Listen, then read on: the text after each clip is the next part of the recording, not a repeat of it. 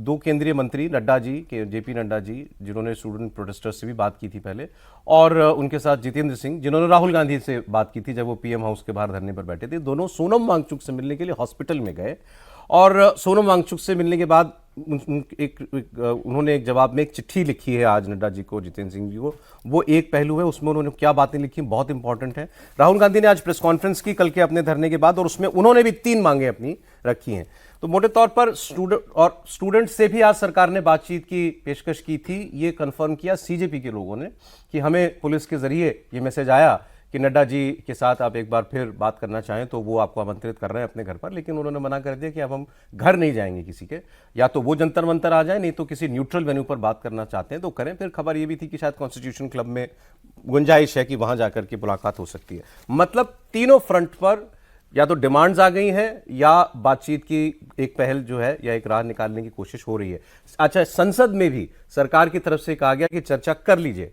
वहां पर एक डिफरेंस ओपिनियन देखा गया अखिलेश यादव के और कांग्रेस पार्टी के बीच में। कांग्रेस पार्टी ने बड़ा क्लियर कर दिया कि चर्चा तो चाहिए इस विषय पर, छात्रों के विषय पर, लेकिन पहले धर्मेंद्र प्रधान का इस्तीफा। और समाजवादी पार्टी ने कहा कि हम चर्चा चाहते हैं, इस्तीफा हो या ना हो, लेकिन चर्चा ज्यादा जरूरी है।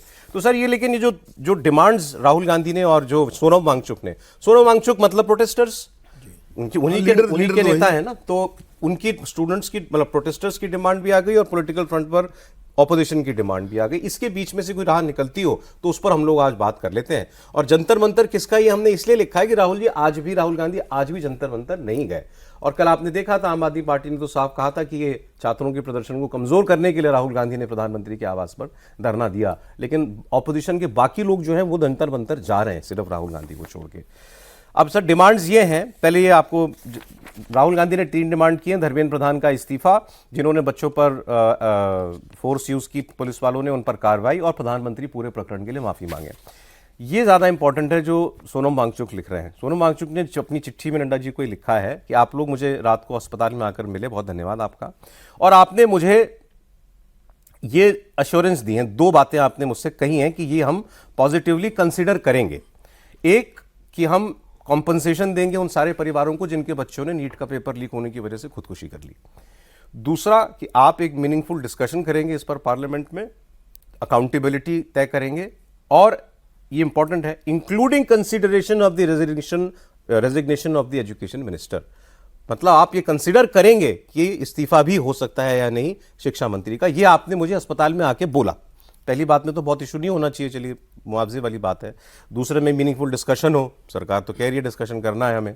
और ये तीसरा कि आप कंसिडर करें इस्तीफा। कंसिडर करने भी कोई, ये तो एक ग्रे एरिया है ना, कंसिडर कोई प्रॉब्लम नहीं। फिर लास्ट लाइन में वो आगे लिखते हैं अपने सेकेंड लास्ट पैराग्राफ में कि I respectfully request an unequivocal assurance from the government that none of the young protesters will face any punitive or retaliatory legal action। किसी छात्र के ऊपर कोई लीगल कार्रवाई नहीं होगी कि पुलिस के साथ टकराव हुआ, फलाना हुआ। अगर आप मुझे ये अश्योरेंस देते हैं तो मैं अपना अनशन तोड़ दूंगा, इस भरोसे के साथ कि सरकार ने केवल मेरी ही अपील नहीं सुनी बल्कि लाखों बच्चों की एस्पिरेशंस को भी समझा है। अगर आप ये कहते हैं कि बच्चों पर हम कोई लीगल कार्रवाई नहीं करेंगे तो हम अपना अनशन तोड़ देंगे। ये तो मुझे इसको तो पॉजिटिव चिट्ठी मान रहा हूं मैं। मतलब ऐसा लग रहा है कि भाई उनके बीच बातचीत बन सकती है सरकार के साथ, सोनम वांगचुक के साथ। कल भी जब ये गए थे दोनों मंत्री जेपी नड्डा और डॉक्टर जितेंद्र सिंह सौरभ, तो जाने के बाद लगभग जो हमें सोर्स से पता चला कि लगभग 25 मिनट के आसपास तक तो सोनम वांगचुक अपनी बात कहते रहे।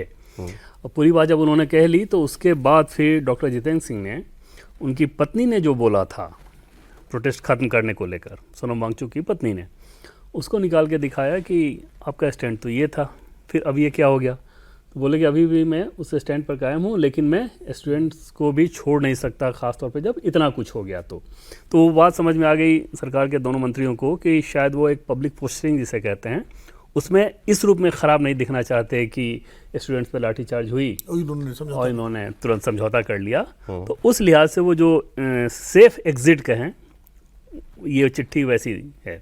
जब डिस्कशन होगा पार्लियामेंट में तो सौरभ, पार्लियामेंट में डिस्कशन का मतलब ही है कि मंत्री जिम्मेदार थे कि या नहीं, सरकार जिम्मेदार थी कि नहीं, इसी पे होना है। ठीक है, इन दोनों ही चीज़ों पे होना है। तो उसमें फिर उस पर कंसिडरेशन या नॉन कंसिडरेशन की बात ही नहीं थी। इंपॉर्टेंट ये कि इसमें इंसिस्टेंस नहीं है इस्तीफे पर, इंसिस्ट नहीं कर रहे हैं बिल्कुल पर। कि भाई आप कंसीडर करेंगे, और डिबेट जब होगा तो कंसीडर होगा ही होगा। जैसे जब डिबेट होगा तो उसमें ये सवाल आएगा कि क्या धर्मेंद्र प्रधान की क्वेश्चन लीक करने वालों से या उस गिरोह से एक मंत्री के तौर पे उनकी कोई मिली भगत थी, पहला सवाल वो आएगा। दूसरा सवाल ये आएगा कि जब मामला संज्ञान में आया उनके, तब उन्होंने क्या किया। जवाब उसका क्या है, उन्होंने खुद ही दोबारा एग्ज़ाम कराने की बात कही। ऐसा तो नहीं है ना कि उस समय प्रोटेस्ट चला और प्रोटेस्ट के बाद ही एग्ज़ाम कराने की बात कही।